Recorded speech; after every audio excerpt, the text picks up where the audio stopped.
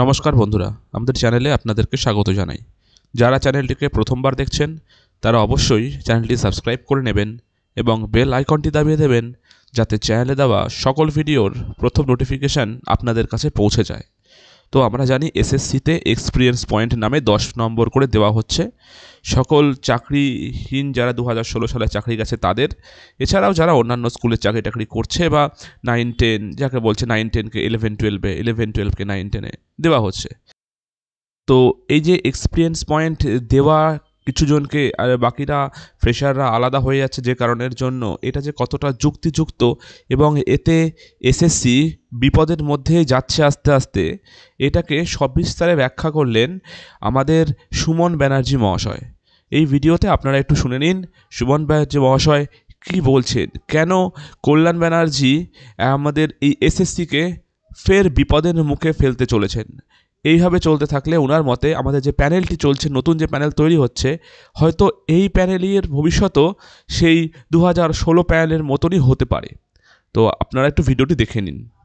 Physically disable যদি কেউ হয়, চ্যালেঞ্জ যদি কেউ হন, সে সুযোগ পাবে, কিন্তু সে যদি দাগি হয় সে সুযোগ পাবে, এটা কোর্ট কখনো বলেনি। এবং কোর্টকে মিসকোট করার জন্য এই ধরনের উকিলরা থাকে।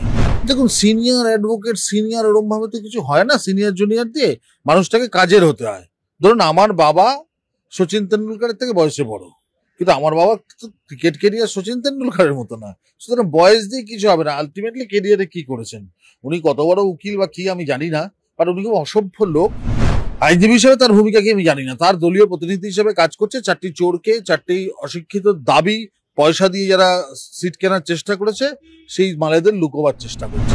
দাদা, একেবারেই যে টেন্টেড লিস্ট বেরিয়েছিল এসএসসিতে আমরা দেখতে পেয়েছিলাম, সে 1806 জনের তালিকা।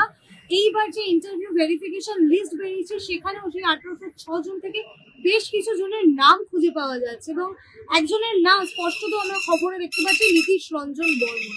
সে নাকি দাগি হতে পারে, কিন্তু সে ফিজিক্যালি ডিসেবল বলে তাকে আবার পরীক্ষায় বসতে দিয়েছে। কল্যাণ ব্যানার্জি কোর্টে দাঁড়িয়ে বলছে, সেখানে সুপ্রিম কোর্ট খুব পরিষ্কার বলেছিল যে ফিজিক্যালি ডিসেবল যদি কেউ হয়, চ্যালেঞ্জ যদি কেউ হন, সে সুযোগ পাবে, কিন্তু সে যদি দাগি হয় সে সুযোগ পাবে, এটা কোর্ট কখনো বলেনি। এবং কোর্টকে মিসকোট করার জন্য এই ধরনের উকিলরা থাকে, তারা তাই করেছে। আসলে কি করবে, লোকজনের থেকে পয়সা নিয়ে নিয়েছে এরা। এখন যদি এরা কোনোভাবে বসতে না দেয়, কালকে তো দলবেদের বাড়িতে টাকার জন্য যাবে। ওই জন্য বিভিন্ন রকম ভাবে চেষ্টা করছে যদি কোনোভাবে এদেরকে ঢুকিয়ে দেওয়া যায় ভিড়ভাড়ের মধ্যে, কিন্তু সেটা হবে না। প্রত্যেকে নজর রাখছে, কোর্ট নজর রাখছে, একজনও দাগি আসামি এর মধ্যে থাকবে না, এটা খুব ক্লিয়ার। কিন্তু তিনি যখন সিনিয়র অ্যাডভোকেট, তিনি বলছেন যে তিনি নাকি সুপ্রিম কোর্টে অর্ডার করে সেটাই বুঝেছিলেন, তাই তিনি করেছিলেন। দেখুন, সিনিয়র অ্যাডভোকেট সিনিয়র ওরম ভাবে তো কিছু হয় না। সিনিয়র জুনিয়র দিয়ে মানুষটাকে কাজের হতে হয়। ধরুন, আমার বাবা সচিন তেন্ডুলকারের থেকে বয়সে বড়, কিন্তু আমার বাবা ক্রিকেট কেরিয়ার সচিন তেন্ডুলকারের মতো না। সুতরাং বয়স দিয়ে কিছু হবে না। আলটিমেটলি কেরিয়ারে কি করেছেন, উনি কত বড় উকিল বা কি আমি জানি না, কারণ উনি খুব অসভ্য লোক।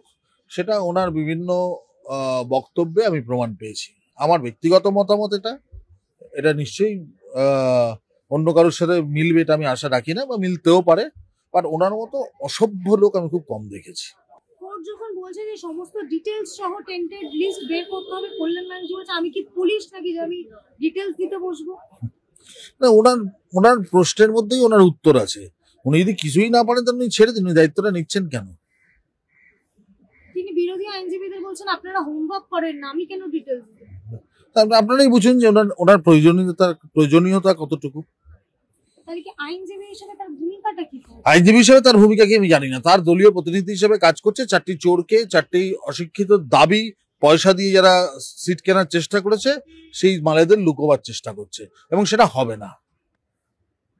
এই যে অতিরিক্ত 10 নাম্বার দেওয়া হচ্ছে এক্সপেরিয়েন্স বেসড, এটাও তো সেই কোথাও না কোথাও থেকে নতুন যারা ফ্রেশার, হ্যাঁ, ফ্রেশারদের সঙ্গে এখানে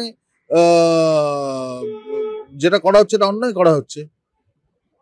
এবার এগুলো তো স্বেচ্ছাচারিতা না। ওকে 10 দিয়ে দাও, ওকে 6 দিয়ে দাও। এর আগে শুনেছিল এই বাকি সমস্ত বোর্ডে 95-96% পায়, আমাদের বোর্ডের পার্সেন্টেজ এত কম কেন? মুখ্যমন্ত্রী বলেছিল সবাইকে বেশি বেশি করে নম্বর দাও। এখন থেকে মাধ্যমিকেও 99.99% রেজাল্ট হয়, অবাক হয়ে যায়। একদিকে আমাদের শিক্ষামন্ত্রী ব্রাত্য বসু তিনি বলছেন এসএসসি জানিয়েছে একজনও দাগি পরীক্ষায় বসেনি, অন্যদিকে কল্যাণ ব্যানার্জি নিজে কোর্টে দাঁড়িয়ে বলছে যে দাগির পরীক্ষায় বসেছে কিন্তু ফিজিক্যালি ডিসেবল। কারণ দলটার মধ্যে আর কিছু নেই, দলটা ভেঙে চুরমার হয়ে গেছে। এ পিসির, ও ভাইপোর, ও কাকার, ও কাকিমার, ও জেঠিমার, ও দাদার, এরকম ভাবে চলছে। তো পাড়ায় পাড়ায় সবাই নেতা। ব্রাত্য বসুর ভার্সনের সঙ্গে ডেফিনেটলি কোর্টে যে উকিল ওনাদের হয়ে লড়ছেন তার ভার্সন মিলছে না, কারণ নিজেদের মধ্যে কোনো লিঙ্ক নেই। তো যে যার মতো বলছেন, সবাই সবার শত্রু। মানে ওই দলে প্রত্যেকে এই চিন্তায় ভুগছে, এই বোধহয় আমার পথ গেল গেল গেল গেল। কারণ ওখানে বেসিক্যালি একজন বা দুজন লিডার, বাকি তো দলের সব চেয়ার লিডার।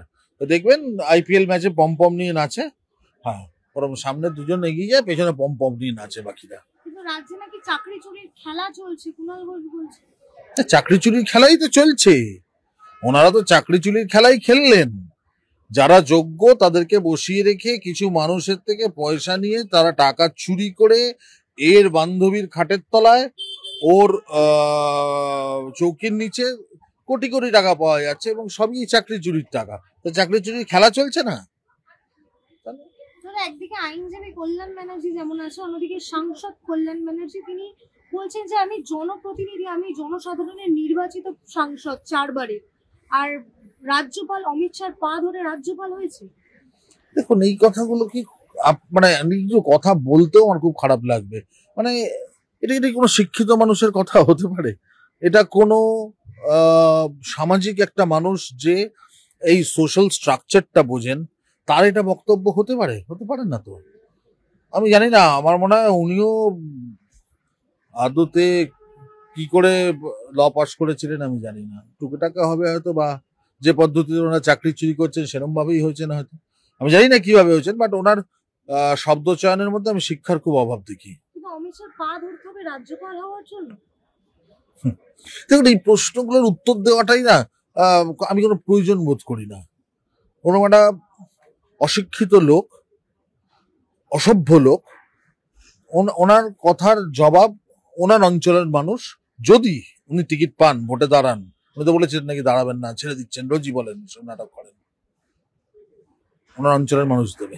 রাজ্যপালের বিরুদ্ধে পুলিশে অভিযোগ করছে, পুলিশও সেই অভিযোগ নিয়েছে।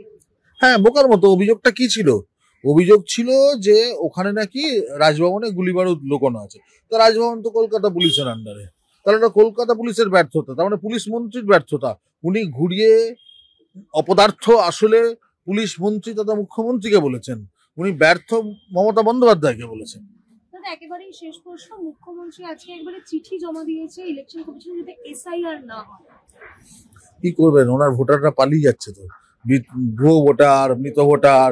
যেই ভোটারদের ভোটে উনি ক্ষমতায় রয়েছেন, ঠিক আছে, উনি তো পরিষ্কার বুঝতে পারছেন ওনার ক্ষমতার চেয়ার নড়বড়ে হয়ে গেছে, উনি যে আর থাকছেন না আগামী ইলেকশনের পর, উনি খুব স্পষ্ট বুঝে গেছেন। তো ওই যেটা আমাদের বিরোধী দলনেতা শুভেন্দু অধিকারী বলেছেন, গর্তে কার্বলিক অ্যাসিড গেছে, কিলবিল করে বেরোচ্ছে, কি করবে ঠিক করতে পারছে না, দিশাহীন লাফালাফি।